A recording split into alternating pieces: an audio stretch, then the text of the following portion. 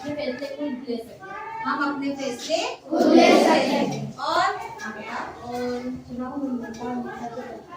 अपने फैसलों के अनुसार अपन काम कर सकते हैं। जिस तरीके से अपन चाहते हैं वैसे चुनाव कर सकते हैं। तो आजादी का सीधा सा मतलब क्या है कि हम अपने फैसले खुद ले सकते हैं। तो चुनाव क्यों लड़ रहे हैं? तो स्वतंत्र का मतलब कि हम आजाद और हम अपने फैसले खुद ले सकते हैं। अच्छा, ये सब समझ में आ गया। निष्पक्ष का मतलब क्या होता है? एक शब्द आ गया, निष्पक्ष। पक्ष विपक्ष तो सुना था आपने। पक्ष का मतलब फेवर और विपक्ष का मतलब खिलाफ। दो पार्टी। निष्पक्ष का मतलब क्या होता है? कौन जीतेगा इसका निर्णय कौन लेता है? जनता। तटस्थ। तात्पर्य जो सत्य है वो बोले वो सुने और बनी रहे। निष्पक्ष का तात्पर्य वो कहते हैं ना, उन चीजों का क्या होता है, बात किसकी हो रही है? चुनाव का मतलब क्या? अच्छा, आप ये बताओ, भारत में कौन सा शासन है? भारत में लोकतंत्र शासन है। तो अभी हमने इस पाठ में पढ़ा, चीन के चुनाव के बारे में कुछ बातें लिखी हुई है। कौन से चुनाव, कौन से देश के बारे में लिखा है? क्या इस पाठ को पढ़ने से, इस चीन के चुनाव के बारे में पढ़ने से क्या आपको ये पता चल रहा है कि वहाँ पर स्वतंत्र और निष्पक्ष चुनाव है? नहीं है? नहीं। क्या वहाँ पर स्वतंत्र और निष्पक्ष चुनाव है? नहीं। आपका इतना लो साहब है, इसका मतलब कि आपको पढ़ने के बाद ठीक से वो चीज समझ में नहीं आई, ये बातें समझ में नहीं आई। इसको आपने ठीक से पढ़ा ना? अच्छा, मैं इसके बारे में कुछ प्रश्न पूछी हूँ। अभी मैं कंपेयर करते जाती हूँ। क्या हमारे भारत में चुनाव लड़ने के लिए कोई उम्मीदवार खड़ा होता है तो उसको किसी से रजामंदी या किसी से सहमति लेना पड़ती है? नहीं। और चीन में उम्मीदवार खड़ा होता है तो किसी से सहमति या किसी से मंजूरी लेता है? किससे लेता है? ठीक से देखो उसको, किससे सहमति ले रहा है वो?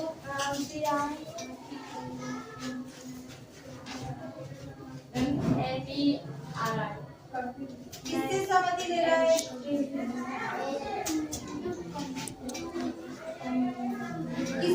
किससे सहमति ले रहा है?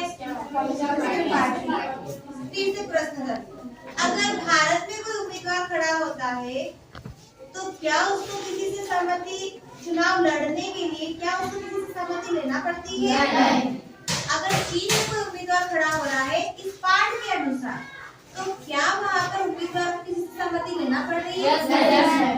तात्पर्य वहाँ पर उम्मीदवार को चुनाव में खड़े होने से पहले किसी पार्टी विशेष से अनुमति लेना पड़ रही है, तब जाकर के वो चुनाव में खड़ा होता है। और हमारे देश में ऐसा नहीं है। जो योग्य है और चुनाव आयोग के अनुसार जो मापदंड तय हैं, उनके अनुसार अगर वो योग्यताएं रखता है तो वो चुनाव लड़ सकता है। ठीक है, ये तो हो गई उम्मीदवार की बात।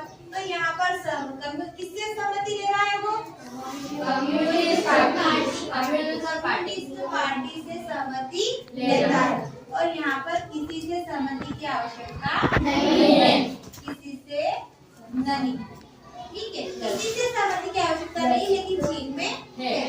अच्छा, ये तो एक बात हुई। दूसरी बात, भारत में भी लोग वोट डाल रहे हैं और चीन में भी लोग वोट डाल रहे हैं। क्या भारत के लोगों को वोट डालने के लिए डराया धमकाया जाता है? नहीं। क्या किसी प्रकार का दबाव बनाया जाता है? नहीं। अभी आपने इस पाठ में पढ़ा, क्या इस पाठ के अनुसार चीन में लोगों पर दबाव बनाया जा रहा है? कौन दबाव बना रहा है?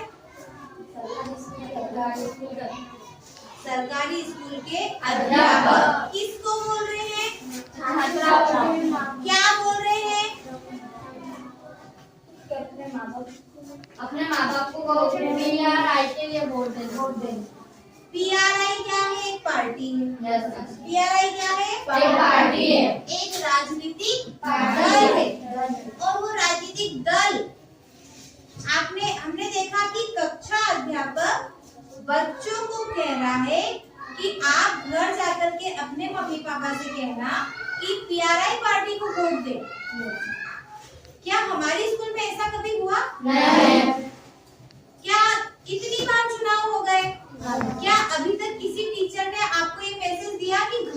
करके अपनी मम्मी या पापा या दादा दादी काका बाबा किसी को बोलना कि इस पार्टी को वोट देना। नहीं। ऐसा मैसेज अपने यहाँ पर कभी भी किसी ने भी, किसी टीचर ने क्या किसी भी व्यक्ति ने आपको नहीं बोला है। लेकिन चीन में बकायदा एक पीआरआई पार्टी के द्वारा टीचर्स के माध्यम से बच्चों को ये मैसेज दिया जा रहा है कि आप घर जाकर के अपने पेरेंट्स से ये बोलेंगे कि आपके पालकों को कहो, आपके माता पिता को कहो कि पीआरआई पार्टी को वोट दे। इसका मतलब क्या हो गया? वो उसको दबाव बना रहे हैं। किसके ऊपर? टीचर्स के ऊपर भी, बच्चों के ऊपर भी और पेरेंट्स के ऊपर भी।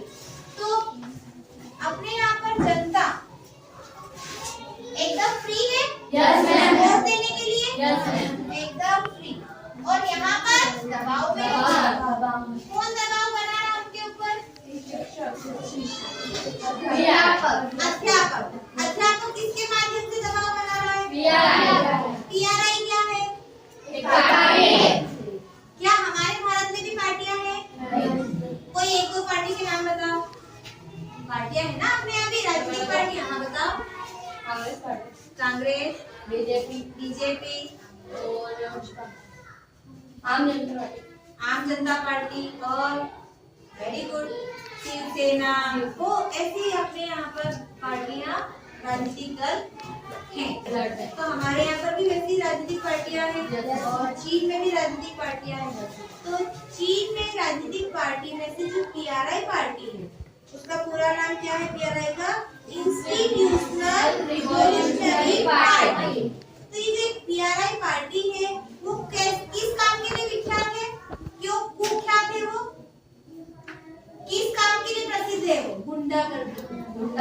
किसके लिए प्रसिद्ध है? वो गुंडागर्दी। लिखा है ना इसमें। ये जो पीआरआई पार्टी है वो कुख्यात है, गुंडागर्दी के लिए कुख्यात है। आपने अभी तक विख्यात शब्द सुना होगा, प्रसिद्ध शब्द सुना होगा, अभी शब्द आ गया कुख्यात। क्या शब्द आ गया? कुख्यात। इस कुख्यात का मतलब क्या होता है? पूरे कामों के लिए प्रसिद्ध होना। कुख्यात का मतलब क्या होता है? पूरे कामों के लिए प्रसिद्ध होना। तो चीन में जो पीआरआई पार्टी है वो बुरे कामों के लिए प्रसिद्ध है। तात्पर्य वो दंगे करती है, वो लड़ाई झगड़े करती है, वो लोगों को डराती है, धमकाती है ना। वो डरा धमका के लोगों से अपने पार्टी को वोट करने के लिए वो कहती है। तो लोग डर के मारे इसी पार्टी को वोट देते हैं और फिर ये पार्टी जीत जाते हैं। क्या इस प्रकार डरा धमका करके वोट मांग करके पार्टी को जिताना स्वतंत्र चुनाव और निष्पक्ष चुनाव है? नहीं। तो स्वतंत्र और निष्पक्ष चुनाव कहाँ पर हो रहा है? भारत में। क्यों स्वतंत्र और निष्पक्ष है? क्योंकि ना तो किसी की ना कोई दबाव ना के कुछ कर रहा है, वो अपने मन से वोट दे रहा है, अपने मन से कर रहा है। क्योंकि वो ना कोई दबाव बना रहा कोई उसके ऊपर, सभी लोग स्वतंत्र हैं। कौन लोग वोट डाल सकते हैं भारत में? बैठ जाओ आप। कौन लोग वोट डाल सकते हैं? जिनकी आयु 18 वर्ष से अधिक हो या 18 वर्ष पूरी कर चुके हैं, वो सभी लोग अपने भारत में जो लोकतंत्र शासन प्रणाली में जो 5 सालों में चुनाव होते हैं उन चुनाव में अपना नेता चुनने के लिए पूरी तरीके से स्वतंत्र। अच्छा, ये जो वोट डालने चाहते हैं तो क्या उम्मीदवार जो जनता वोट डालने जाती है तो बाहर आकर के बताती कि हमने किसको वोट दिया? नहीं बताती। तो अंदर जब बूथ केंद्र में वोट डालने जाते हैं तो वहाँ कोई देखता है कि उन्होंने किसको वोट डाला? नहीं। तो वो गोपनीय रहता है या ओपन रहता है? गोपनीय। कैसे? क्या मतलब बूथ केंद्र में वो बंद रहता है या खुला रहता है? बंद रहता है। लेकिन बिना किसी दबाव के जब हम स्वतंत्र रूप से अपने उम्मीदवार को वोट देते हैं और अपनी सरकार बनाते हैं उसे हम स्वतंत्र और निष्पक्ष चुनाव कहते हैं। तो आपका प्रश्न क्या था? स्वतंत्र और निष्पक्ष चुनाव किसे कहते हैं? तो क्या आपको ये समझ में आया कि स्वतंत्र और निष्पक्ष चुनाव किसे कहते हैं? अब स्वतंत्र तो हो गया, निष्पक्ष का मतलब क्या हुआ? निष्पक्ष चुनाव कैसे हुआ? स्वतंत्र चुनाव तो हो गया, निष्पक्ष कैसे हुआ चुनाव? किसके नियंत्रण में चुनाव होता है? चुनाव आयोग के। ठीक है, किसके नियंत्रण में चुनाव होता है? चुनाव आयोग के नियंत्रण। चुनाव आयोग न्यायालय के माध्यम से, किसके माध्यम से? न्यायालय पूरे चुनाव पर नियंत्रण स्थापित करके रखती है ताकि कहीं किसी प्रकार का धोखाधड़ी ना हो, कोई गलत लोग गलत तरीके से वोट नहीं डाले। जो वोट डालते हैं वो पेटी ऐसे ही किसी को दे देते हैं या वो सुरक्षित तरीके से सरकार के पास पहुंचाई जाती है? सुरक्षित तरीके से सरकार के पास पहुंचाई जाती है। सुरक्षित तरीके से सरकार पहुंचाई जाती है। क्या वोट की गिनती में गड़बड़ी करी जा सकती है? नहीं होती है ना। नहीं। तो जनता ने अपनी इच्छा से जिस प्रतिनिधि को वोट दिया है उतने उन प्रतिनिधियों के वोटों की गिनती करके निष्पक्ष तरीके से परिणाम की घोषणा होती है। किसी से किसी प्रकार का कोई भेदभाव नहीं, किसी भी प्रकार का पक्षपात नहीं होना, किसी भी प्रकार का पक्षपात नहीं होना, इस प्रक्रिया को हम कहते हैं निष्पक्ष चुनाव। भारत में रहने वाले सभी नागरिकों को समान अधिकार प्राप्त है, ठीक है, समान स्वतंत्रताएं प्राप्त है। तो चुनाव में भी सभी के पास समान अधिकार है, समान स्वतंत्रताएं और समान समानता है। सभी लोग अपनी योग्यता के आधार पर चुनाव में भागीदारी करते हैं। किसी को किसी के दबाव में आकर के वोट डालना नहीं पड़ता। सभी लोग स्वतंत्र है अपना प्रतिनिधि चुनने के लिए। तो ये था आज आपका टॉपिक कि स्वतंत्र और निष्पक्ष चुनाव किसे कहते हैं। तो क्या आप लोग समझ पाए? Yes ma'am. अब आप इसको लिखेंगे कॉपी में? Yes ma'am. ठीक है, आप कॉपी में लिखिए, फिर मैं इसको देखती हूँ कि आप कितनी बातों को